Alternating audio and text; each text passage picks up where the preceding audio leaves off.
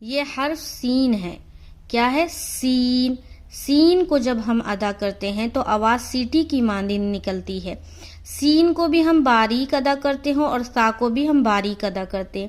But دونوں میں فرق یہ ہے کہ سا کو جب ہم ادا کریں گے تو سیٹی کی سی آواز نہیں آئے گی، جبکہ سین کو ہم ادا کریں گے تو سیٹی کی سی آواز آئے گی. جیسے کہ سین، سین. تو سین کو پراپر طور پر ادا کرنے کے لیے سب سے پہلے ہم اس کا مخرج سمجھیں گے کہ اس کا مخرج جو نکلنے کی جگہ ہے وہ کیا ہے. تو زبان کی نوک اور ثنایا سفلا کا کنارہ.